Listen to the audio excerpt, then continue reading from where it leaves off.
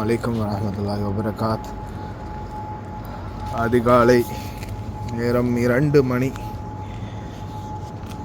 மீண்டும் சங்கு சத்தம். மிகவும் ஹெவியான சவுண்டு. அபு ஃபத்தீர மந்தக்கா பக்கத்திலேயே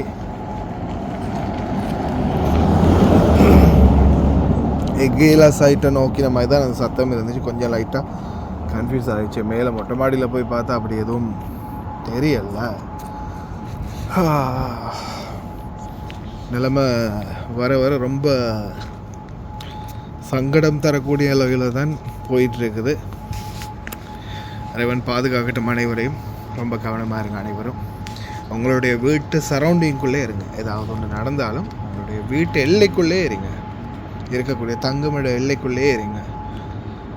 ஏதாவது ஒன்றுனா பேஸ்மெண்ட் இருக்கக்கூடிய இடங்களுக்கு முடிந்த வரைக்கும் வேகமாக போய்க்கோங்க. பேஸ்மெண்ட் இல்லாட்டியும் பக்கத்தில் எங்கேயாவது ஒரு இடத்துல எப்படி, அதாவது உங்களுடைய ஏரியாவில் ஏதாவது ஆபத்துகள் இருந்துச்சுன்னா, வான்வெளியில் ஏதாவது ஆபத்துகள் இருந்துச்சுன்னா மட்டும் பேஸ்மெண்ட்டுகள் இருக்கக்கூடிய இடங்களில் மட்டும் இருக்க பாருங்கள்.